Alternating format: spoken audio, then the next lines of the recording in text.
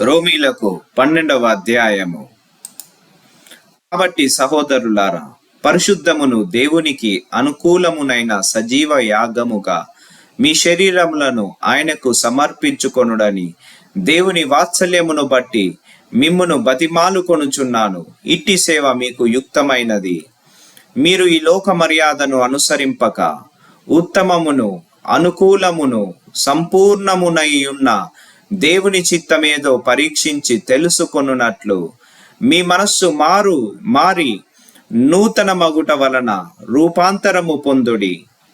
తన్ను తాను ఎంచుకొన తగిన దాని కంటే ఎక్కువగా ఎంచుకొనక దేవుడు ఒక్కొక్కనికి విభజించి ఇచ్చిన విశ్వాస పరిమాణ ప్రకారము తాను స్వస్థ బుద్ధి గలవాడగుటకై తగిన రీతిగా తన్ను ఎంచుకొనవలెనని నాకు అనుగ్రహింపబడిన కృపను బట్టి మీలోనున్న ప్రతి వానితోనూ చెప్పుచున్నాను.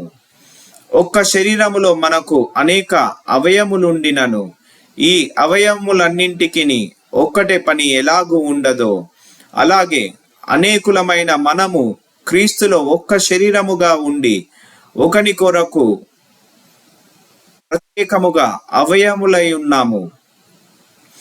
మనకనుగ్రహింపబడిన కృప చొప్పున వెవ్వేరు కృపావరములు కలిగిన వారమై ఉన్నాము గనుక ప్రవచన వరమైతే విశ్వాస పరిమాణము చొప్పున ప్రవచింతుము, పరిచర్య అయితే పరిచర్యలోను, బోధించువాడైతే బోధించుటలోను, హెచ్చరించువాడైతే హెచ్చరించుటలోను పని కలిగియుందుము.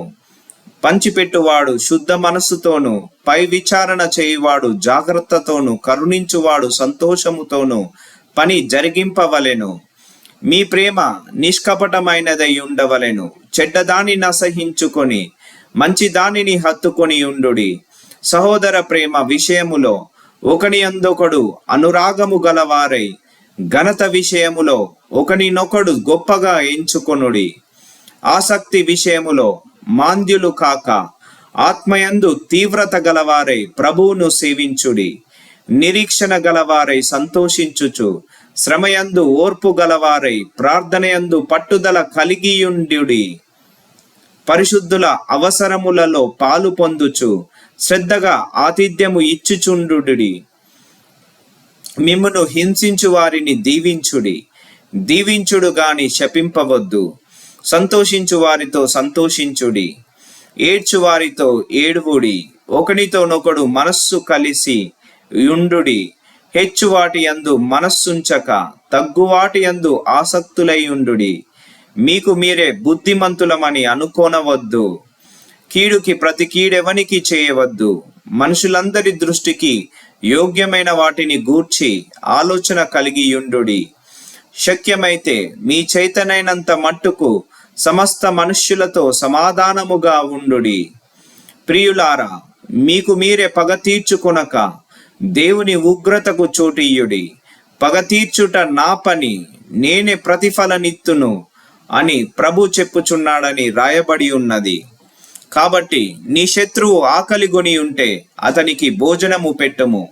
దప్పిగొని ఉంటే దాహమిమ్ము. అలాగు చేయుట వలన అతని తల మీద నిప్పులు కుప్పగా పోయుదువు. కీడు వలన జయింపబడక మేలు చేత కీడును జయించుము.